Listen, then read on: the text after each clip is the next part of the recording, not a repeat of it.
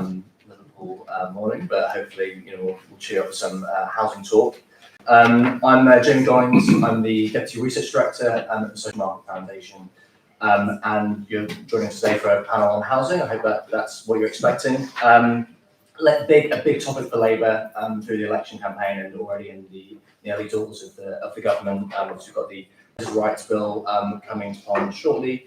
But we're going to cover more than just that sort of rental rights today. We're going to look at the scale of the rental sector, the costs, the management, and sustainability, and cover a whole range of topics. But first, a bit of housekeeping. There is no fire drill planned. If such a thing happens, if you hear the alarm, there are some green people that will direct you to safety. I think generally veer to the right and sort of out of the building. We are on social media, like many of our fellow panels. We're at SMF Think Tank and at Paragon Bank UK. This event's sponsored by Paragon, so very grateful for them for that. And this event will be live streamed. So if you ask any questions, the camera will be pointing at us. If you ask any questions, then your voice will be on the internet. And you can send it to your friends and family afterwards, and be a nice memento of your time with us.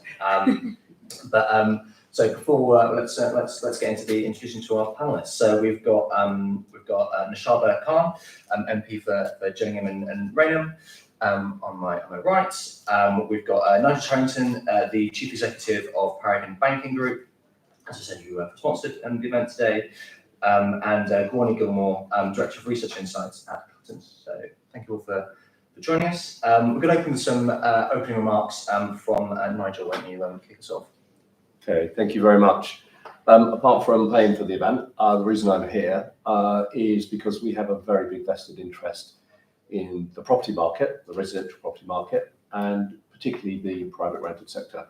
We're one of the largest financiers of landlords in the UK, and we are also one of the largest financiers of small and medium-sized house builders. So the current housing agenda from the new government is very much close to our hearts. And I say this is because I've been the CEO with Paragon for the last 29 years. I'm the longest serving CEO in the banking sector. And for 29 years, I've tried to explain to people about the merits and the value that the private rented sector could bring to the economy, and failed. So I'd like to think there's some things I've done well for the banking sector, but this one I have not been able to crack.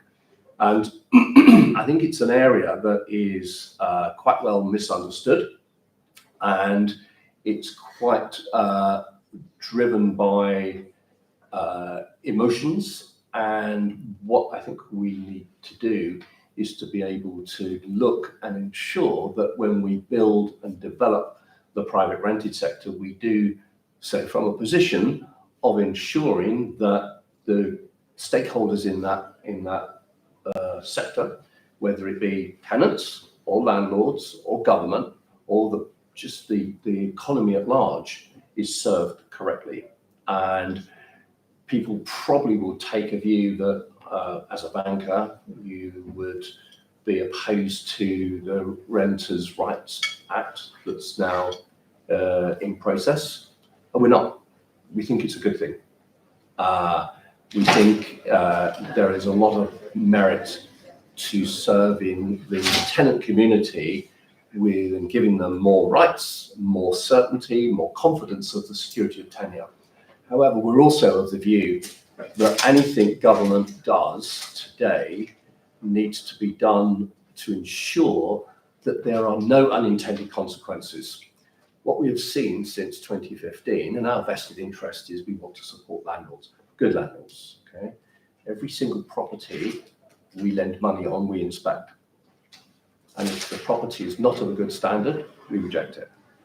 So one of the things, it's in our interests as a bank to have a good, strong, thriving private rented sector that serves the purpose that it's intended to achieve. But what I think we have to be clear about is since 2015, there has been disinvestment in the sector. it has not been an attractive place to bring the new landlords and existing landlords to expand into. And the danger of either implementing new legislation too aggressively or without full consideration of the implications is that you will see further disinvestment in the sector. And people might say, so what? We can do other things, but there is a finite capacity as to how much people will be able to buy a house. Some just simply don't want to, not either permanently or at that stage of their life. Some will find it very difficult to because of their own circumstances. And then you say, well, so what? Because the government can supply the housing that we need through a reformation of a council house programme. But the problem is, that's expensive. If you have a situation, if you wanted to move 1% of the private or the housing stock of the private rented sector into a council house programme, it would cost something in the order of £16 billion to do that. It's kind of not too far shy of a black hole. So the private rented sector, I think, serves a very strong and important social function, but it needs to be done right. It needs to have the appropriate regulation, and it needs to have the appropriate powers given to either local authorities or government, and the rights of tenants protected. Because only when we get the confidence in that sector that you will end up having the right level of investment being undertaken. Right, thanks very much, Nigel. I should comment as well that there is a blank seat at the end. So unfortunately, Vicky Spratt, the journalist from the Eye, was going to join us, but she's unfortunately ill this morning. Couldn't find another journalist in the 5 minutes before the event. So I'm afraid that's a blank there. But so let's move now to Gráinne. What are you going to give us your reflections? Thank you very much indeed. It was so interesting to hear Nigel say you've been in this business for kind of 29 years, because if we look back to those times, I'll give you some statistics first. Back in 1990, the number of owner occupiers about 67% of the whole housing market. In the private rented sector, it accounted for about 10% of all households. Renting from council, renting from local authority, 20%. Renting from social providers, 3%. Now, if you look at where we are today, that PRS has gone up to nearly 20%, and people renting from council down to 6%, although social providers have risen, accounting for about 10%. And there was a lot of legislation that came in, obviously, in the launch of BT buy-to-let mortgages. But I think the point Nigel made is so important. You can't do one thing in isolation in the housing market. There are various different tenures, and they all have a connection with each other.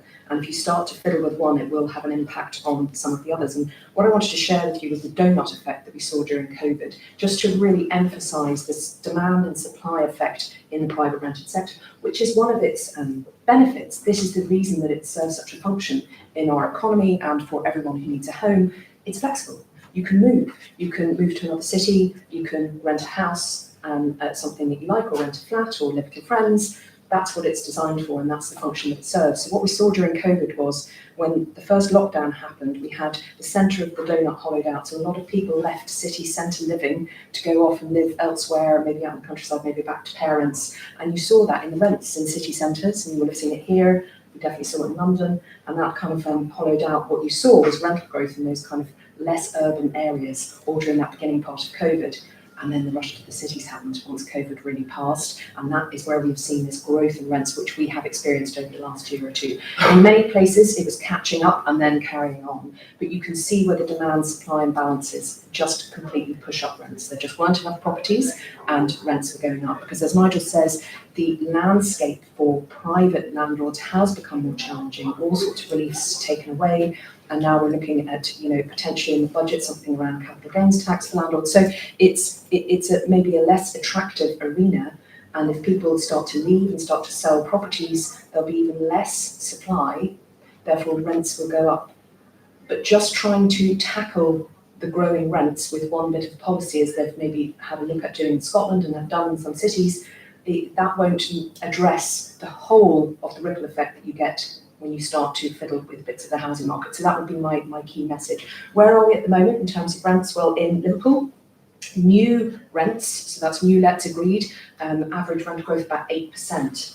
Now, that's much higher than some places. In fact, the third highest city in the UK after Belfast and Newcastle. And the reason being is that Liverpool didn't see the extreme growth last year that some other cities did, who were up in high double digits and are now seeing that rental growth come down.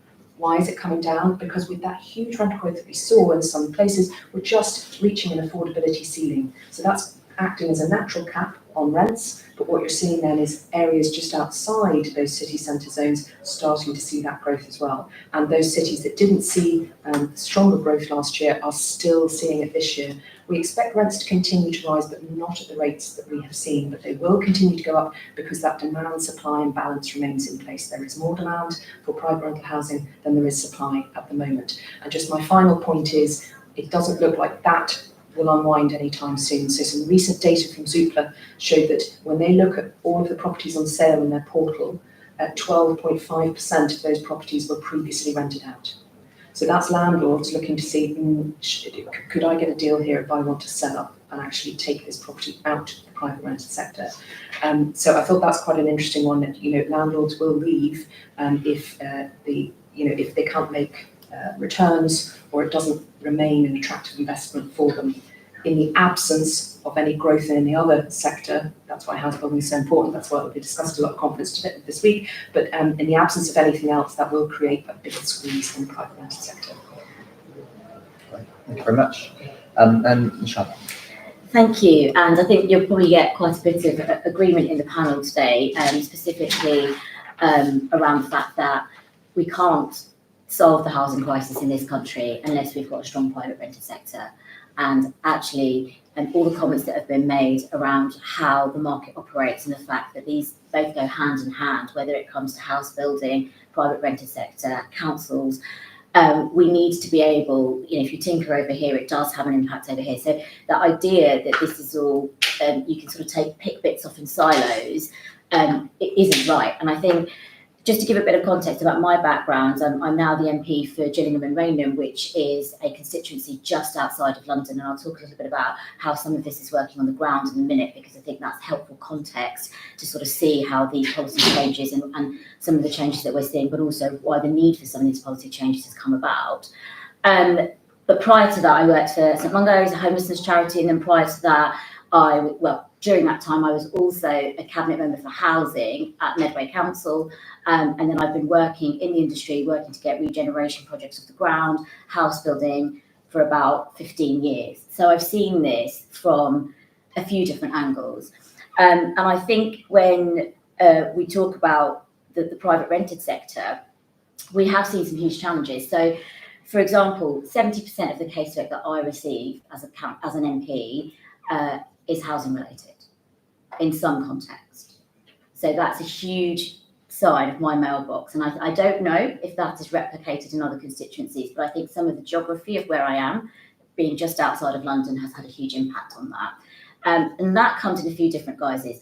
Some of the biggest challenges I've seen recently are people falling out of the private rented sector, no longer being able to afford the rent that they had. Either their landlords are selling up, and I think I do agree in terms of a bit of an exodus. There has been, I have seen that on the ground and the impact that has.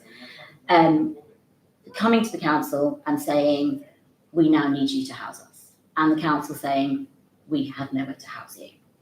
So that is certainly something that probably in the last 12 months has increased, and perhaps slightly before, but there's been a few pinch points where you can really see the increase in people falling out of the private rented sector for either the property being sold on or the rent going to a price that they can no longer afford, and then they're having to represent themselves, and often with families as well. So that's certainly been one. The other has been standards. So I meet a number of people who are living in accommodation where if you went in there, you would certainly suggest that this is not a condition that you'd want to see your family to live in. I recently dealt with a case of a woman who was living in a property where the electrics were exposed next to water.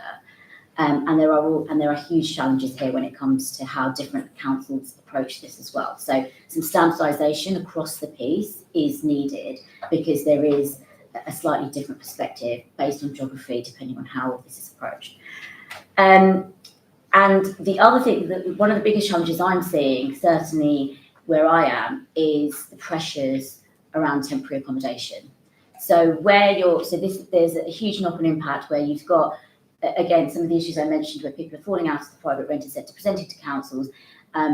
What we're now seeing where I am in Medway and in my constituency is London boroughs that can no longer house the individuals that they wanted to, either having to put them in hotels or in a temporary basis or in other areas, who are then who are working with management companies in my constituency, who are then working with private landlords in my constituency and housing people there with very little control from the local authority where I am.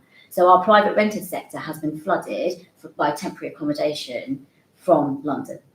And that is creating huge challenges in our local market as well.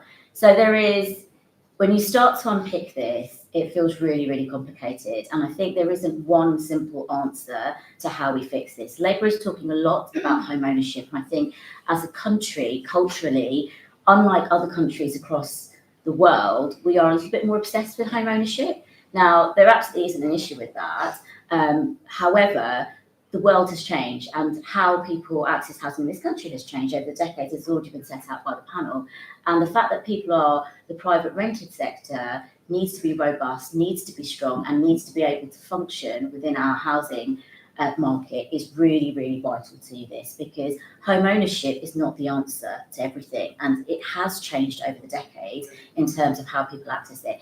And I think culturally we need to move away from this idea that your success in life can only be measured by the fact that you own your own property. But we still have that culture in this country, perhaps in a way that other countries do not. And I think that's why we see some of the challenges we're now talking about when it does come to the private rented sector and the rental market particularly.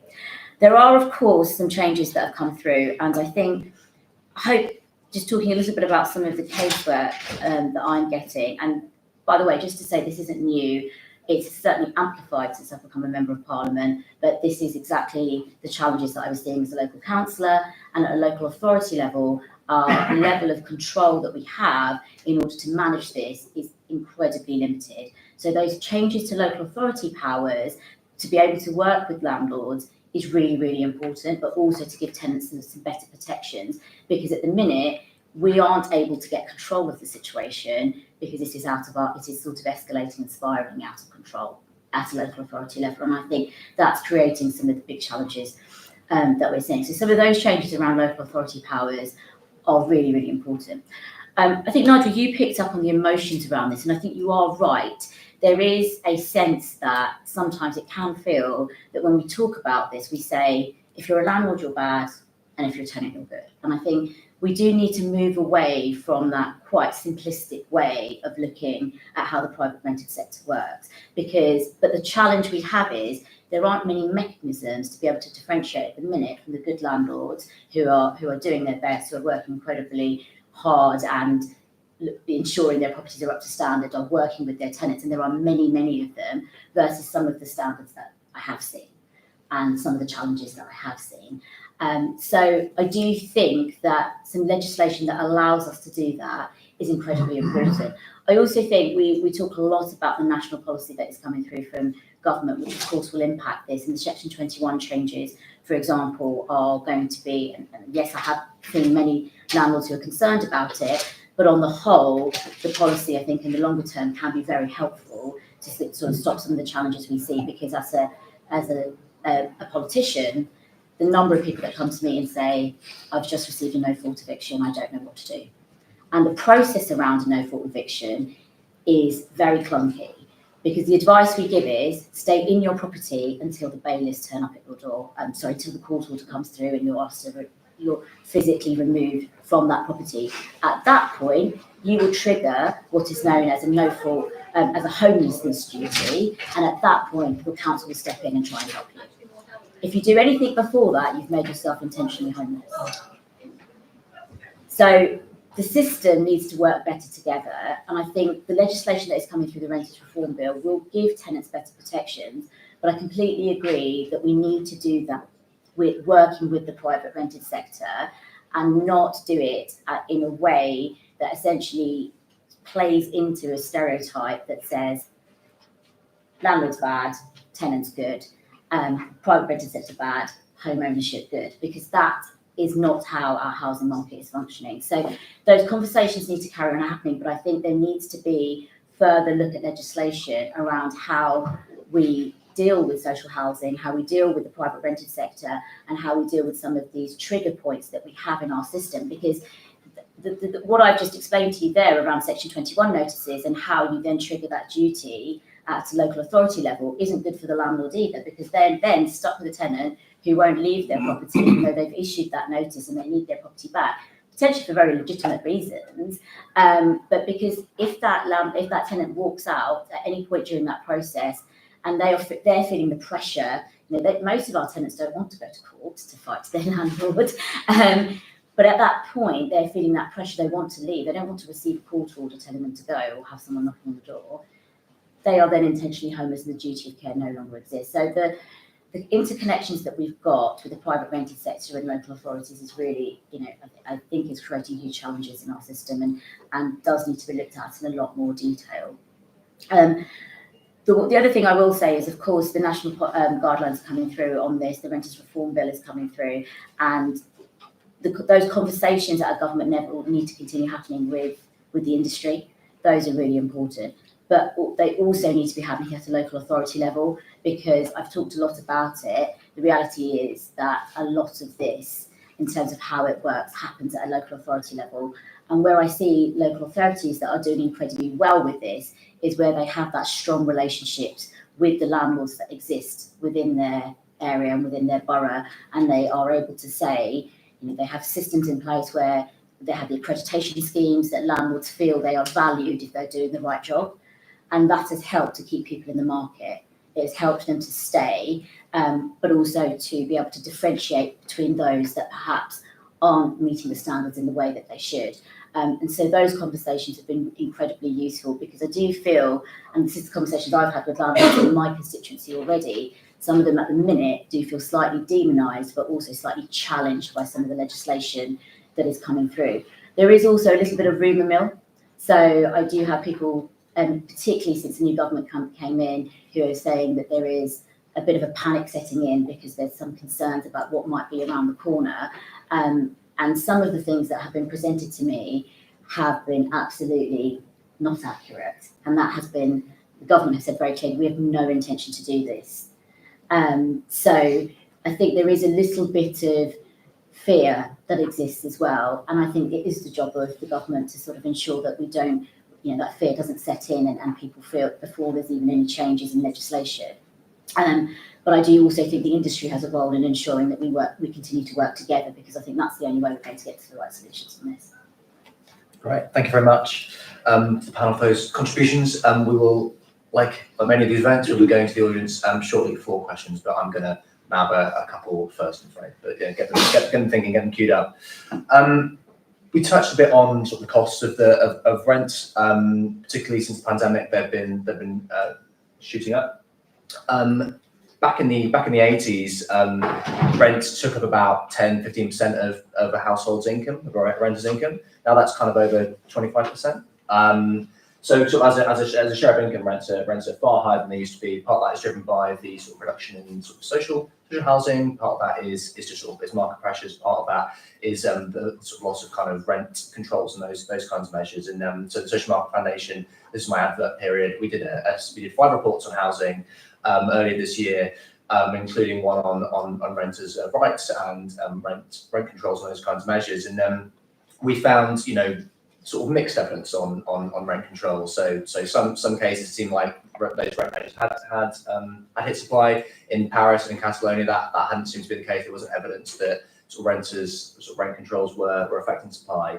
I was just wondering, I'm just going to come to you first, Naushabah. That huge increase in sort of rent as a burden on people's incomes. In London, we hear over 50% of people's incomes going on just housing costs and rents alone. What should the government do about that? Is there anything that can be done? Does that huge awful change in rents as a burden? So, I mean, this was asked of the Labour Party during the election quite often. Are they thinking of introducing rent caps? And I think it was said earlier on in the panel, we've got to be really careful about how we implement some of these policies, because the longer term impacts can create future problems. So it might sound really great when you look at it on the tin, but later on down the line, you're really sort of playing around with the market that is very interconnected, and I think that is what underpins this. So we've always got to approach this with a little bit of caution. I do think there is something around that conversation around your local rental market and keeping rents within a reasonable level that sits within your local market. And I think, for example, where I am in my constituency, I talked a bit about the temporary accommodation issue.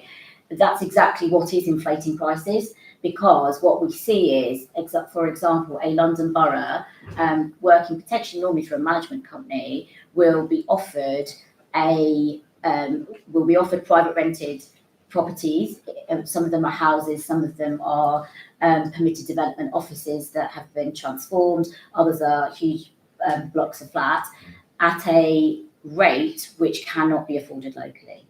So what that then does is, of course, it prices out the local authority and the council, who say, well, actually, we can't meet our temporary accommodation demand for the private rented sector because we are heavily reliant on the private rented sector for our temporary accommodation demand at the minute as well. So we'll just have to forego that. But also it then creates this sort of,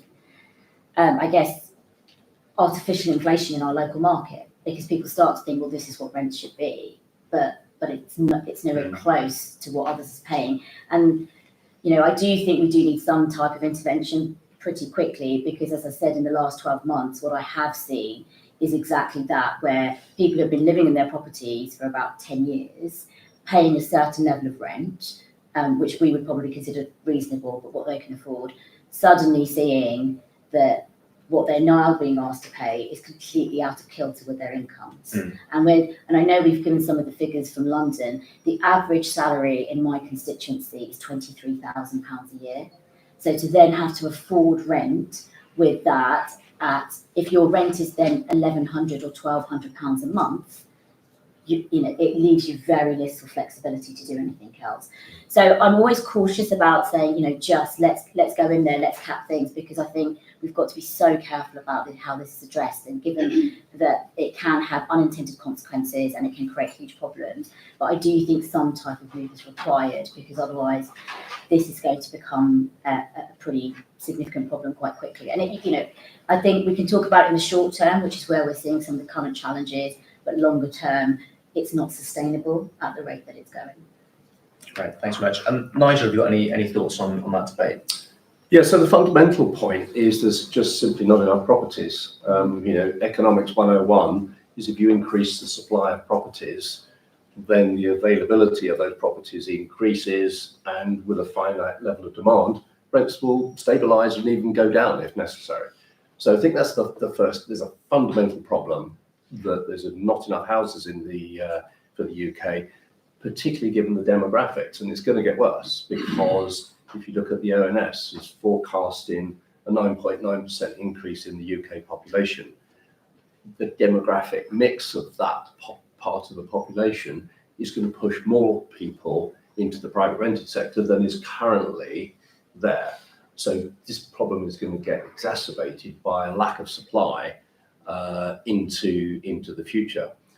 I think the bluntness of rent controls has, there have been, I'm sure you did that research paper, there's been things that have worked and things that haven't worked. And we've seen in Scotland, relatively close to home here, what happened there.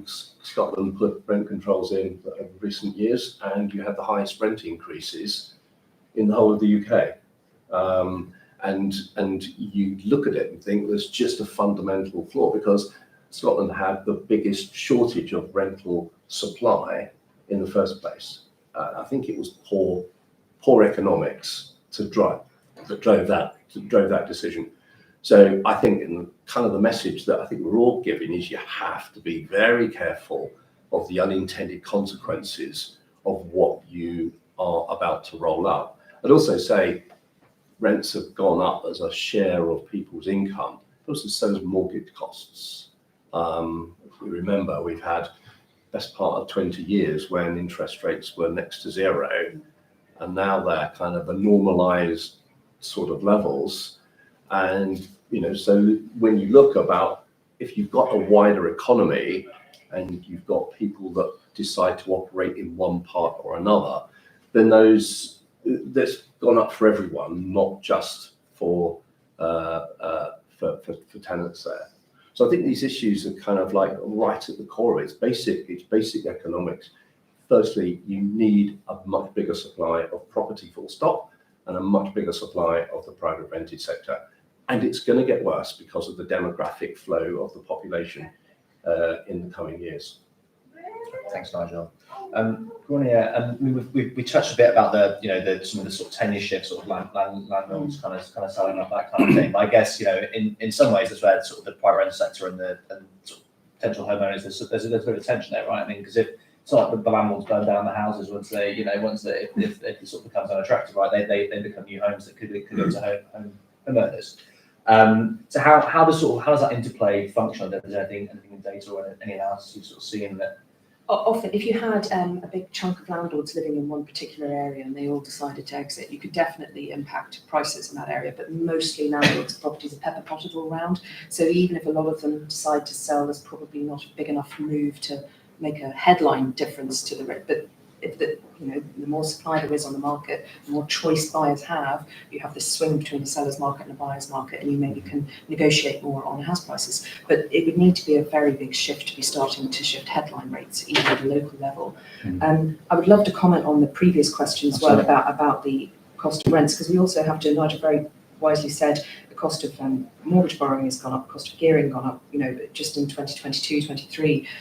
A lot of landlords have gearing, they have mortgages with Nigel, and the cost of those mortgages has risen. They have to cover those costs, so interest rates matter. Also, if you come into the market as an investor, the house price income ratio in 1980 it was 5% of income was the price of the house. Now it's closer to 9-10%. So even entering a market as a landlord is much more expensive. But there's no getting away from the fact the lack of supply with a lot of demand means that rents go up. But I would say that sitting in Cluttons, I speak to the agents, and that there is market sensitivity. And even during COVID, a lot of landlords could have seen big rental growth if they put their property on the market. But some said, I've got really good tenants. I want to keep my tenants. I don't want a void period. I know they're going to be paying on time. We have a great relationship. They kind of forget me. They just had minimal rental increases rather than these new let increases that we were talking about. Now, if those tenants decided after 2 years, right, we're moving out, you can see a landlord said, well, this is the market now. But what I would also say is there is a natural market sensitivity. There is a squeeze on, whereas on house prices, I think kind of the love, you walk into a house that you want to buy and you fall in love and you stretch yourself to the nth degree. When you go to rent a property, it's more about what bang you're getting for your buck. But you can shrink the property size if you definitely want to be in that area. So there's a little bit of flexibility on prices to a certain extent, but we are seeing sensitivity around pricing now. If you're putting your home on the market to rent, it won't get as much attention as it would have got 2 years ago if you are still looking for rents at that level. So there is a market sensitivity, and I've talked about this kind of affordability ceiling that is starting to be hit in some markets. So it self-regulates to a certain extent. And we've certainly seen what happens in Edinburgh when you start to try and change policy. There was one report that tens of thousands of properties have left the PRS in Scotland because landlords didn't know what was coming. They weren't allowed to change rents, and then it was capped for their existing tenants. But there's talk now that could also, they can't really kind of recalibrate when they put their property back in the market. There could be more legislation coming in to cap that as well. And that uncertainty has been enough to make them decide to leave the market. Just going to see, okay. Right, okay, so it's audience question time. We're going to take a few and open to the panel. Go ahead. Hi, I'm Dan Wilson-Crawl from Generation Rent. Really interesting to hear some of the comments about the status of home ownership and whether we're obsessed with it, whether we should not be obsessed with it anymore. I think if we decide we need to move away from that, and we need to make sure that the private rental sector actually offers the stability that people kind of desire home ownership for.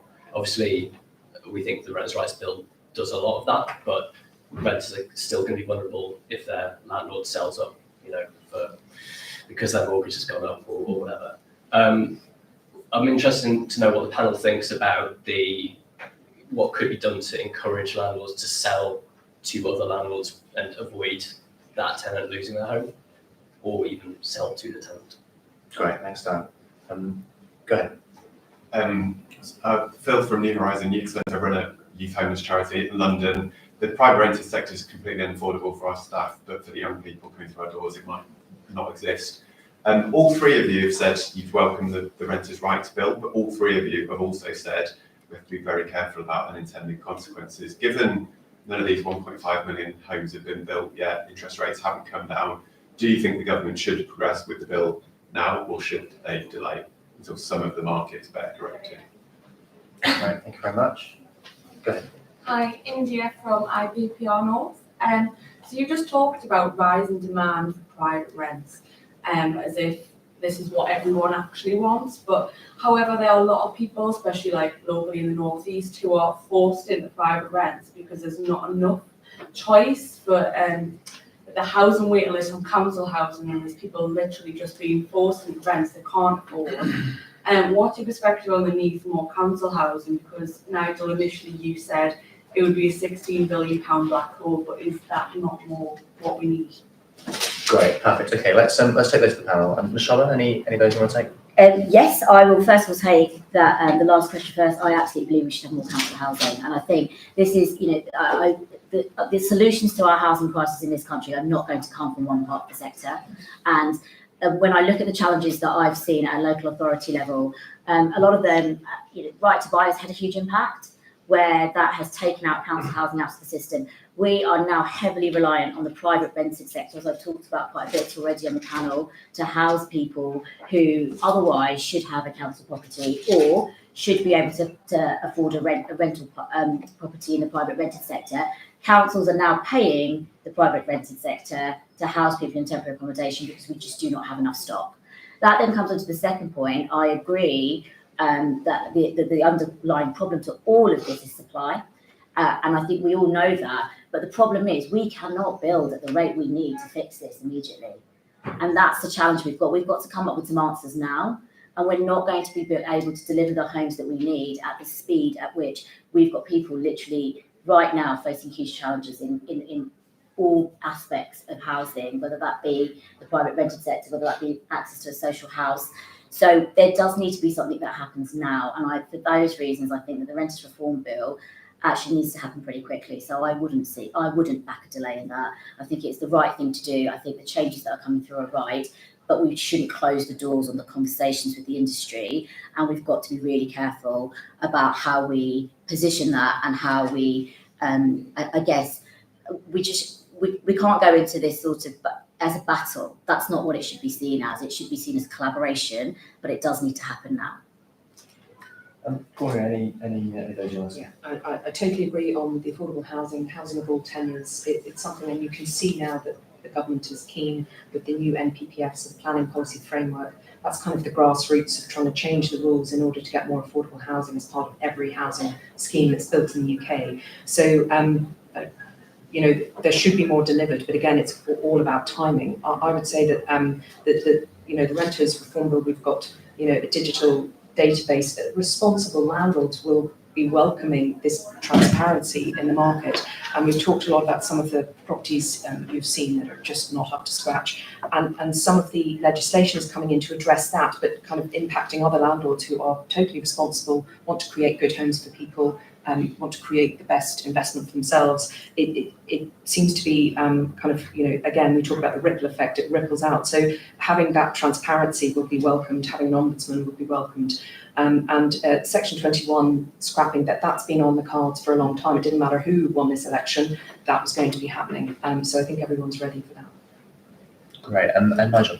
Yeah, so I mean, on the implementation point, I think pretty much everyone's in agreement. So no one's opposing the idea of Section 21.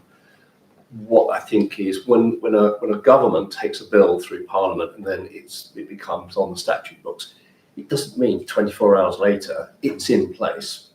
There can be secondary legislation or additional processes to implement those things over time and in accordance with the ability for the system to cope with it. I think one of the things that has been raised of concern, which is the court system. The court system is already bunged up, and if suddenly we're going to get a huge number of cases going through the court system, the danger is you could end up, the unintended consequences is you could crash the court system. And that's why there was a lot of talk about a digital process. I think it's fine. I think there's just a degree of nervousness of, will it be ready in time for when the Act ends up on the statute books? So that's an example, but there's a number of things that just need to be implemented carefully, because they do fundamentally change the system. There's one suggestion that we needed to do something now, rather than, I agree, the house building programme, that's a challenge. To do 1.5 million homes over 5 years, it is twice the rate at which housing starts are happening today. So you're already starting with your hands tied behind your back. So that means it's going to have to be more than 300,000 a year as you go through the second half of this parliament. So that's tough. And it's also, it's very difficult to shift that housing stock that quickly. One of the things I would say, we're all concerned about the quality of the housing stock in social housing, in the private rented sector as well. There's 169 different pieces of legislation and regulation over the private rented sector. Those powers, there's immense powers vested with the local authorities. And we do see really patchy application of those powers around the country. And either they say they lack resources in a number of areas, they lack the finances or the resources to be able to apply those. Quick action on the quality of the stock can be dealt with a lot quicker than it is being dealt with if the local authorities were willing to use the powers that they have, or have the ability to do them. Now that would get you some quicker action. There's also the question about the council houses. I think that there's a responsibility on government to support people who cannot support themselves. Okay, so I think that's true of any government, of any political party. And does that mean council housing? Yeah, why not? We have no fundamental disagreement with that principle. The thing I was outlining earlier, it doesn't come for free. If the government want to build council houses, they will have to raise debt or tax people to generate the revenue in order to do that. And just a very quick back of the envelope calculation, 16 billion. It's not cheap for 1%. So it's a huge sum of money. You've also got the private rented sector, which is, maybe I don't know whether it's a topic for today, the council house sector, with the right to buy scheme, is not getting replaced with new stock coming in because it's not getting built. So that becomes a kind of a declining share of the whole. And in effect, the council house requirement to support through social housing individuals that need that support either goes into social housing or into the private rented sector, and therefore paid for by the government through housing benefit scheme. So I think you need to create a balance, an equilibrium point of home ownership, private renting, and council housing or social housing, whatever form. And it's not one is right and everything else is wrong. It needs equilibrium. Thanks, Nigel. Naushabah, I just wanted to go back to Dan's question. So, the Renters' Rights Bill coming through, doing a lot for renters, but basically, what the next steps for renters' rights? I mean, so did Dan give the example of, landlords selling to landlords? How can we incentivise that to save sort of renters being sort of turfed out if their landlord wants to sell the property? I mean, I think the Renters' Rights Bill is a significant step forward compared to where we've seen legislation in recent years. So I'm quite excited to see how that starts to be implemented and what that means in terms of renters' rights, because some of the challenges that I've seen over the years are certainly being addressed through what the legislation is doing. The next stage of that, this is it doesn't stop there. There has to be that continuing work that happens. And I think you're absolutely right to say that it's not going to solve everything. It certainly isn't.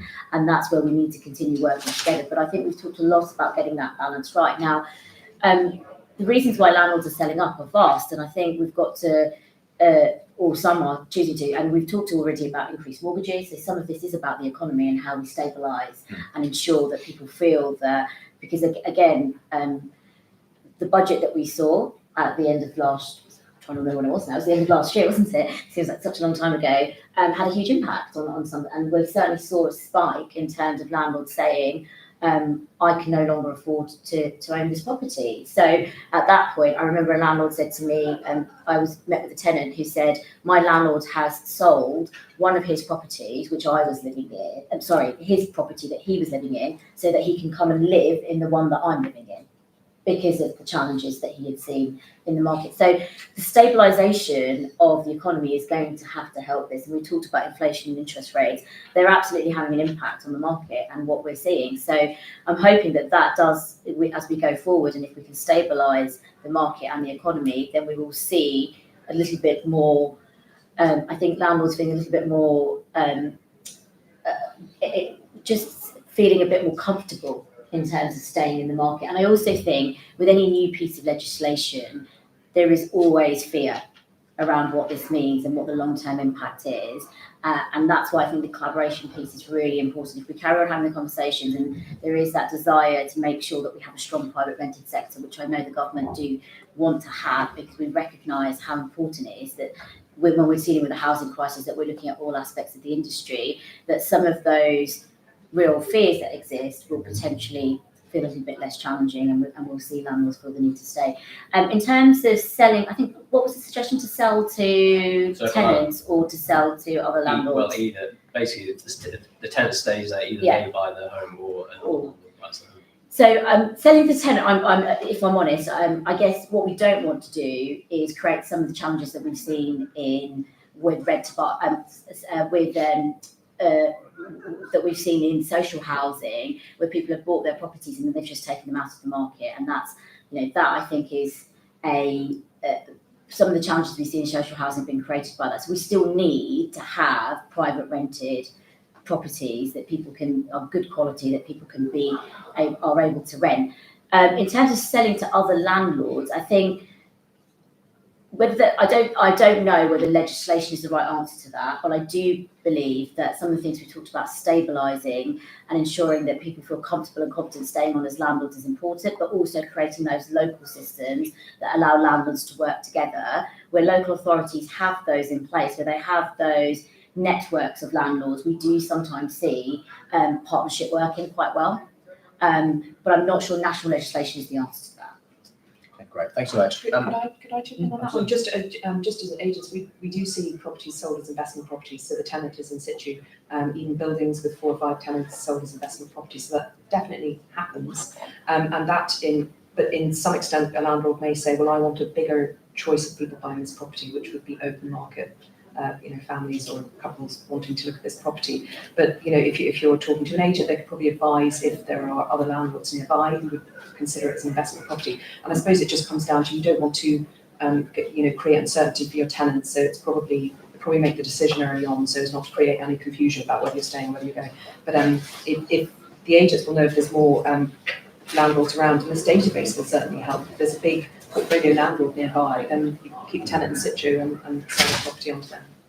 One of the things we've been doing is we recognise that as years go by, landlords get older, they want to retire as well. And actually, we have been working with some of our landlords to create, let's call them, succession plans, so that if they want to either pass this on to another family member, or to sell to another landlord, is that we could be in a position, obviously there's lots of hoops and hurdles for people to go through, to be in a position to lend money to the new landlord in order to buy the property from the existing customer of ours. Okay, it's not a whole market thing, it's for existing customers. But these things are entirely feasible, and we'd much rather keep a customer or a new one for obvious reasons.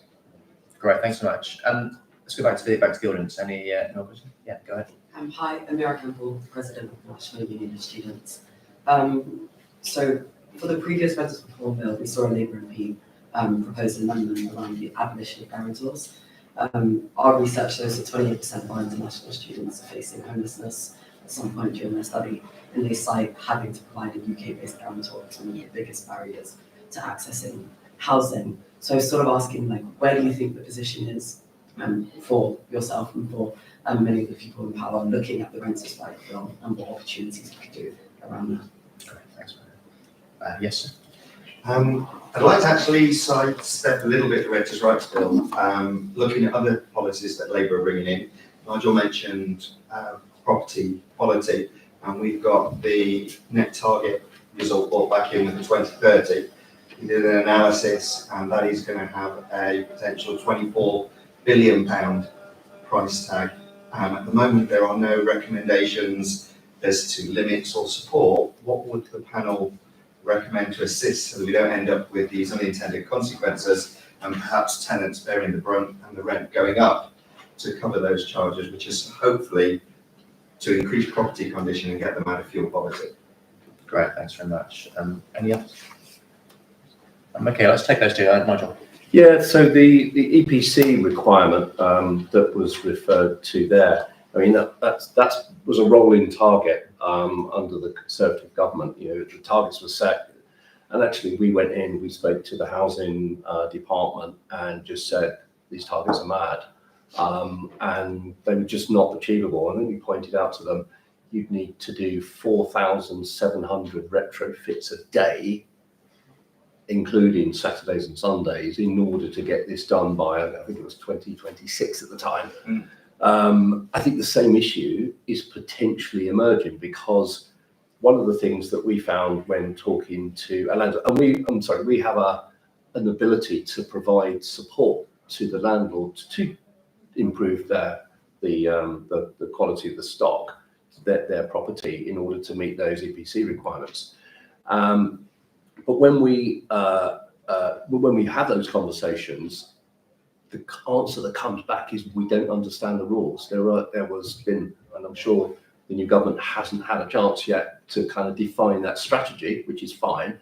But under the previous administration, we couldn't understand. There was no clarity about what the strategy was, and so a landlord would say, I'm going to go out and do the retrofit and put my solar panels in and my double glazing or whatever was required and the heat pumps, and then to be told the target's changed, it's no longer EPC A to C, and it was like at one point they were going to get scrapped. That whole thing was going to get scrapped. So the landlord's going like, well, what's the point of me making that investment now? Because I don't know the rules. So I think a clarity around the framework for the reduction in emission targets is desperately needed. I also still think 2030 is unrealistic because we have very old housing stock in the country. The private rented sector, I know it probably comes as a shock, actually has a higher quality of EPC rating than the owner-occupied market.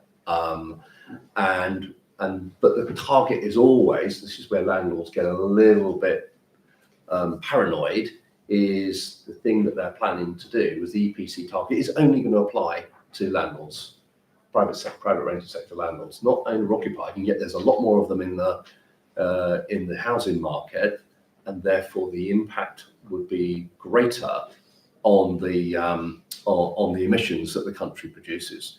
So there's a lot of moving parts in all of this, but first and foremost, we need a framework.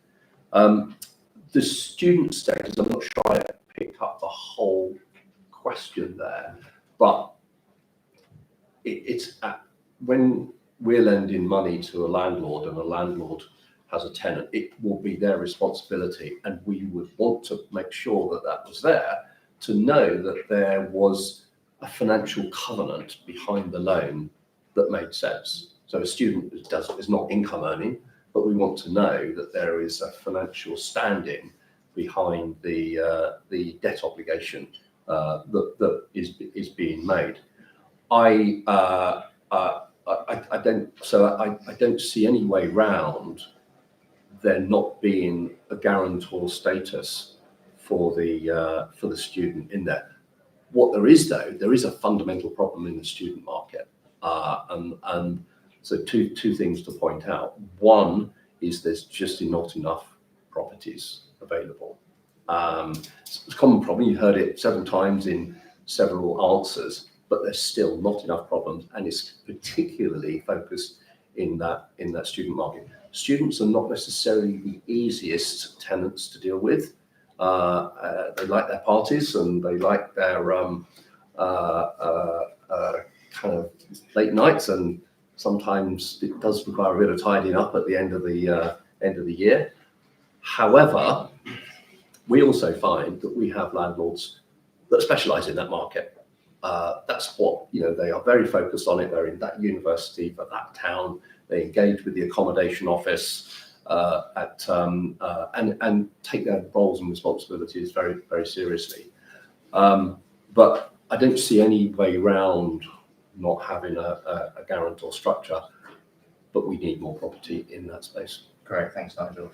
We've got a minute or two left, so if you've got any closing remarks or any thoughts on those last questions. Just on the EPC ratings, I would also second that. We need more clarity, but I would say that when we look beyond 2030, the homeowners, I think, then will have to enter the fray in terms of requirements for their own housing, whether that's having lenders only having, but already portfolios have to be certain levels of EPC, but in the future then when it comes to selling property, there could be more legislation there. But yeah, we just need clarity so then landlords can make a decision. This is often the case.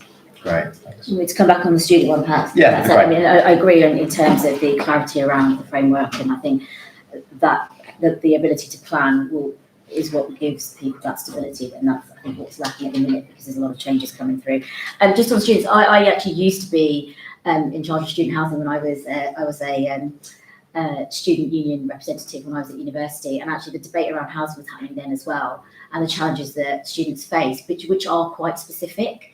And I think that's where we do need to look at certain types of exemptions and how we work with universities to find protections for the students. I think at the time, we didn't used to have the guarantor scheme around protecting your deposits when I was the student, and the number of students that used to lose their deposits for some quite menial reasons. And I know Nigel set out challenges that people might see in student housing. Yes, that does exist, but it also does work both ways as well. And I did see lots and lots of cases where students were exploited because they were desperate to find housing or because they were seen as easy picking. So some legislation that has changed in that area.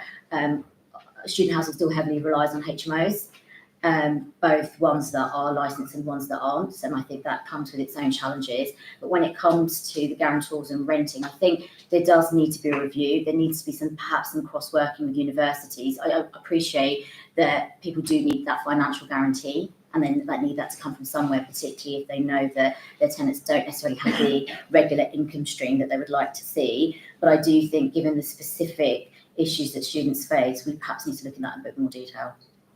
Great, thank you so much. And thank you all for coming. Thank you for those excellent questions, which were both brief and interesting, which is the chair's delight. And I hope you enjoyed the rest of the day. If you just have a round of applause for our wonderful panel.